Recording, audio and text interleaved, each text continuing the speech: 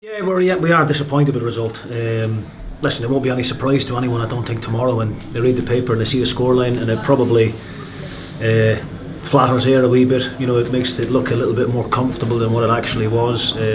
But you know, we keep saying it, it's that old cliche: goals change games. You know, I was looking forward to the second half. I felt the draw at half time was fair.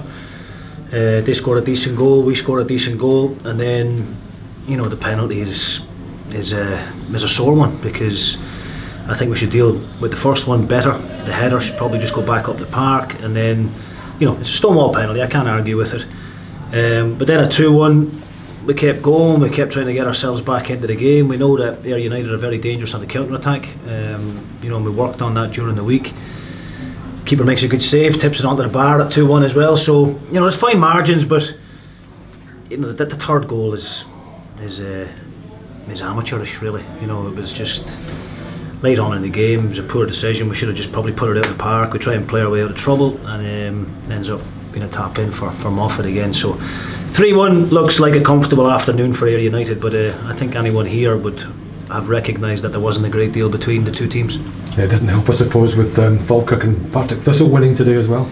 Yeah, both teams have been busy in January, and both have strengthened. I think between them they've signed about 20 players, and so yeah, they've had the checkbooks out, both of them, and obviously both teams desperate to stay in the league. So, but we always knew that was going to be the case. We knew once the window opened, the teams around us would strengthen and get better. You know, our last two games have been against, you know, Ross County and Ayr United.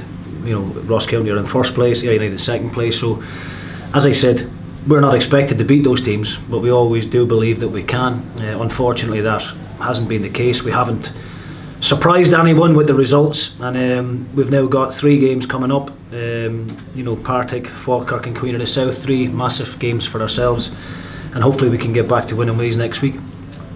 It's a bit of a makeshift defence today. How would you assess their performance overall? I thought defensively they were fine. I mean, you know, I thought Dicko was excellent in at centre half alongside Andy Graham. You know, like I said, I think he probably should have dealt with the first header for the penalty better, but other than that, Liam was very comfortable. Robbo never lets us down at left back.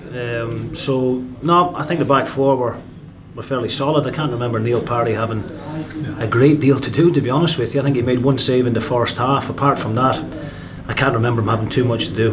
The 2 goals in the second half were really disappointing, and the penalty in particular, because I was looking forward to the second half. I really felt that we finished the first half well, and we believed we had an opportunity to go and win the game, but we gave ourselves a massive uphill task once we gave away the penalty.